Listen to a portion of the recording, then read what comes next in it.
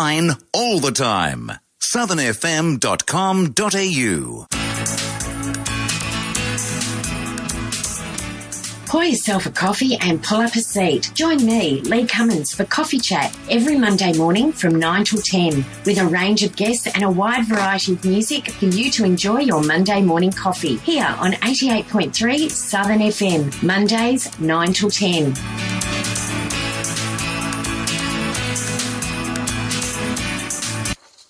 Good morning. Welcome to Coffee Chat this morning, where the time now is coming up at 5 minutes past 9 here on 88.3 Southern FM.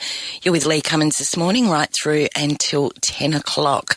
We've got a great show lined up for you today, including your week around the Bay and also your week in the stars. And that's what's happening around the Bay, not your week in the Bay. What's happening around the Bay and, of course, the stars that we always do every week. This week we have with our fabulous interview series, we have every week, and this week we've got somebody that I actually put a call out on social media because we'd had a couple of people contact the Coffee Chat website asking to find out more about the internet, more about what do I do, what's a hotspot, what is a personal hotspot, how do I put my phone to my internet, and all sorts of crazy things. So put a call out for a technology specialist and coach, and I have sitting in front of me one right now with Steph Gadden. Good morning, Steph. Good morning, Lee. It's lovely to have you on the program, because the world of the internet can be quite overwhelming, can't it? Absolutely. And if you're not sure or you don't know the terminology, it can be very, very scary making choices and knowing if you've made the right choice for yourself. Exactly, because you just never know these days. There's so many things changing, and it's a changing landscape.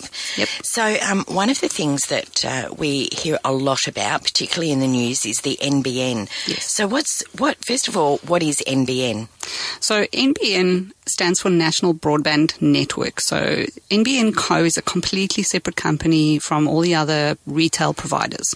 So if you're thinking of your Telstra and your Optus and people like that, NBN Co. owns the infrastructure. They've laid the cables and they've built up the infrastructure, and they on-sell to retailers. Very similar to how we get our electricity or our gas. Okay. Now, NBN is primarily a fiber technology, so it's very fast, a new technology for delivering internet.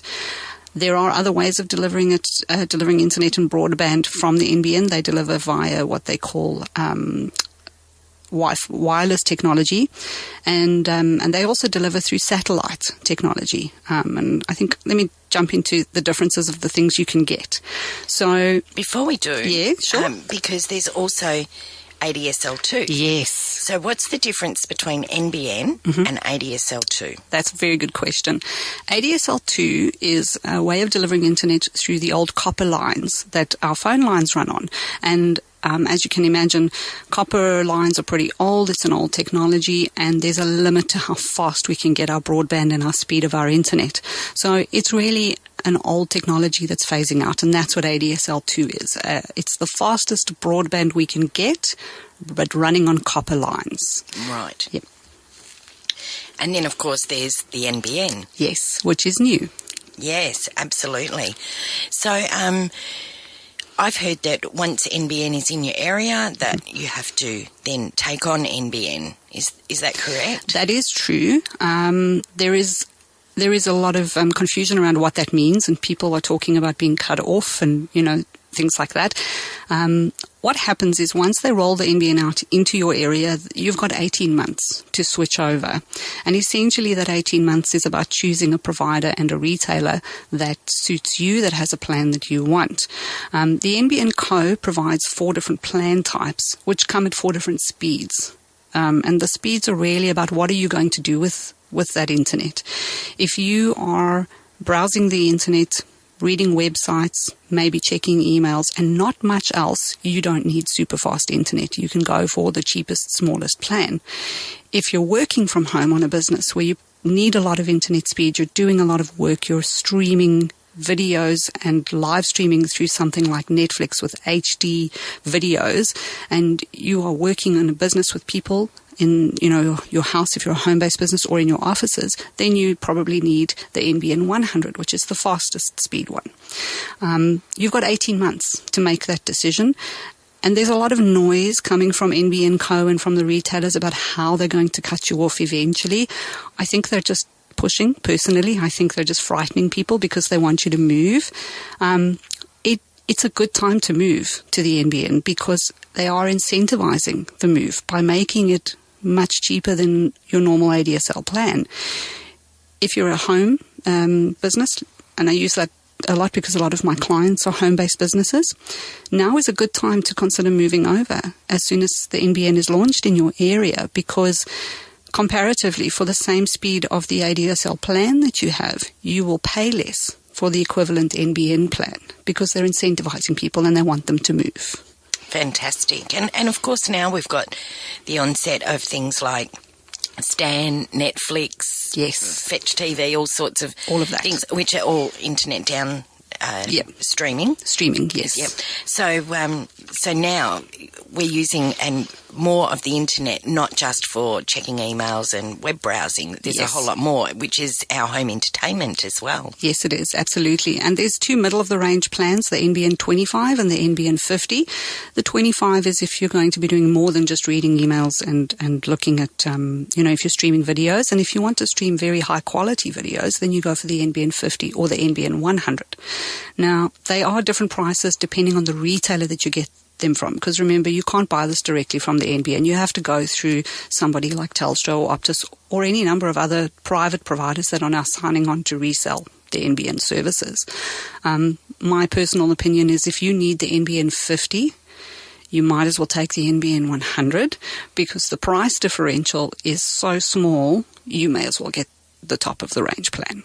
Okay, that's really good advice, Steph.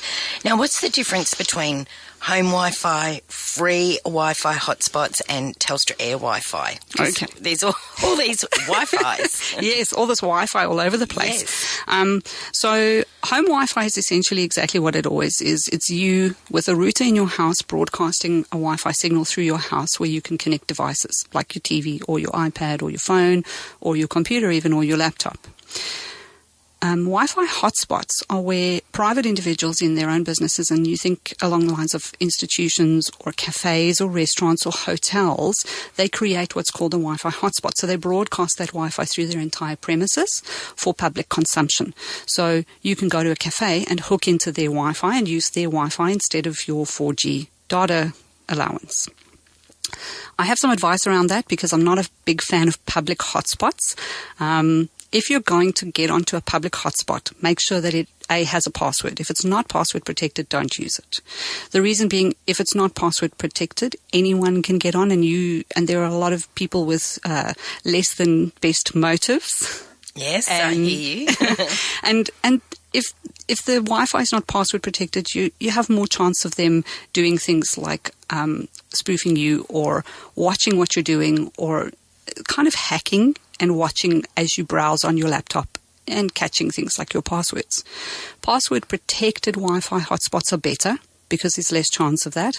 But even then, I don't recommend doing anything of great importance like your banking or anything like that on a public Wi-Fi hotspot, even a password-protected one. And then lastly, Telstra Air. So Telstra Air is a service that Telstra offers where when you're out away from your home, there's a special app that you can download and register with them. And instead of using your 4G data, if you're within range of one of their Telstra Air towers, they also call them hotspots, so it's confusing. You can use your home broadband instead to browse the internet and to do work and to do things like that. I know that there's a spot in Fed Square. Fed Square is one of those spots, and there's hundreds of them all over the place. Because virtually what they've done is they've reinvigorated their old telephone boxes. Exactly. Yeah. Exactly. So if you're anywhere near Fed Square and you've registered with Telstra Air, if you're a Telstra client, instead of using your 4G allowance, you can use your home broadband to do all the stuff you need to do on your phone. They also have an arrangement through Telstra Air with an international provider. So when you travel overseas, provided you have access to your data, you can browse the internet on your phone through, last time I checked, I think it was about 19 million hotspots worldwide, where you're actually using your home broadband allowance and not foreign data usage and incurring those massive big charges. Which is just fantastic. I know when I was travelling a couple of years ago, we would determine where we would eat or have coffee based on could we get free air. Yes, free Wi-Fi. Free Wi-Fi. Yes. Telstra Air International wasn't available then. Yep. Which was a real shame. Yes. Because you're not using your internet at home when you're away, so you might as well use your allowance while you're over there. Exactly. Now, you mentioned a couple of words. Yes. There was spoofing. Yep. And what's phishing? Okay, so spoofing is where someone pretends to be you. So they copy a business website. It looks exactly the same. They overlay their own links onto buttons. So when you click on a button, let's say I'm using Telstra because we're talking about them. So the website isn't actually a Telstra website, but it looks identical. And the links are fake links that take you to places where viruses or malware can get downloaded onto your computer. So spoofing is where people pretend to be somebody else. Right. Phishing is a little bit more sophisticated, and I think the concept of phishing, people know what it is even if they don't know the word. Phishing is related to people trying to get your financial information so that they can hack your bank accounts and take your money and run your credit card up. How they do it is they send you emails that look like they're coming from big other companies. So all these emails that have been doing the rounds looking like they're coming from the ATO or looking like they're coming from a bank. A bank, Yeah. Your bank, it looks like it's Commonwealth Bank or ANZ, or any of the big AGL, providers, the electricity providers, those kind of big corporate companies where a lot of their logos and stuff is very easy to source, and you throw up an email that looks very convincing and send an email out to people that says, your account is overdue, click here. When you click that link, that's when they catch you, and they either install something that lets them monitor what you're doing on your laptop, and that's how they get your passwords, or they install what's called ransomware, where they lock down your computer. And phishing can happen via email. It can happen via social media. Any place where the person with not great motives can get you to take action by clicking on something that's not good for you. You have really made this so simple to understand. It's fantastic. Thank you, Steph. Now, I just recently upgraded my computer, or my laptop actually. Prior to that, I was running XP. Yes. Because I didn't want to go to Windows 10. Don't worry, I'm on Windows 10 now. I'm glad you are. Yes, but what about if I continued on my old version of Windows? How safe is my computer on my laptop? Okay. If you're running a computer that still has XP or Vista, my advice is to go buy another computer as soon as possible. A couple of months back, we had a really big global attack of ransomware that specifically attacked a vulnerability or a hole in security in XP and in Vista and in some older versions of Windows 7 as well. Now, why I'm saying buy another computer is that Windows stopped supporting both XP and both Vista ages ago. They stopped sending out patches, which means there are no more security patches coming. If you're on those versions of Windows, you are at risk every day. Now, you might not think that you have anything worth stealing, and that might be true. But people will hack you because they can use your email or your computer as a platform to attack other people. So if you're at risk, everyone that's connected to you is also at risk if you haven't got the right version of Windows on. I'm so glad I made the decision to... I'm very glad too. I've been... my poor mum, she's running a Vista. Yeah. And I keep saying to her, and she's going, oh, it's so slow, and it's doing this, and it's doing that, and it's like, just go and buy a new laptop, Mum. Yep. So I'm going to play her this recording. Play her that. Yes. What I also say to people in that regard, because I do get people who say to me that it's too expensive to buy a new computer or a new laptop, and what I do is I sit down and chat with them and have a couple of questions about what they use the computer or the laptop for. If you are browsing the internet, checking Facebook and reading emails, you don't need a whole new computer. You can buy a tablet. Mm-hmm. And that would be perfectly sufficient for what you need to do. You really don't need a whole computer just to do those things. The apps that come for things like Facebook or social media where you're keeping up with the children and the grandchildren and looking at pictures, they are really good, really intuitive and easy to use. So you don't need a whole new PC. You don't need to spend that much money. There are really good tablets out there that'll do the same thing and at a much lower price point.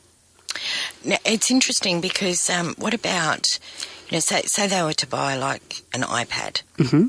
which she has got an iPad already, but yes. Say she bought an iPad.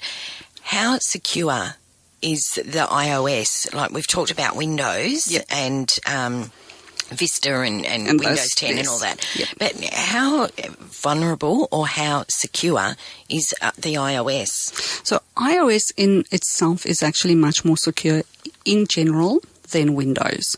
The reason for that is because Apple very tightly control the ecosystem of people that can put things into the iOS and the App Store. They personally test everything. You pay to list your app, even if it's a free app. So it's a very, very closely controlled ecosystem. So on the whole, it's generally more safer. However, it is a myth that you are perfectly 100% safe because there are viruses that will do damage on your iPad outside of the apps. And there are viruses that do target things like Macs and laptops that come from Apple. They're much smaller and fewer than the ones that target Windows, but there's a still small amount of risk, even though it is a generally safer environment to work in. Fantastic. That's good to know. Now, you mentioned about when we go to free Wi-Fi, yes. That if it's password protected. Yep. What is the best type of password to use? I'm so glad you asked that. I am a very big fan of what I call passphrases. So these are sentences that you make up. So your password actually ends up being very, very long because it's a sentence, a whole lot of words that you string together. Those are very hard for people to guess and to hack even through brute force means because it's so long it could be anything. The combinations are infinite. Okay. I would give you some examples, but my passphrases generally include a bit of profanity. Right. So I won't give you examples.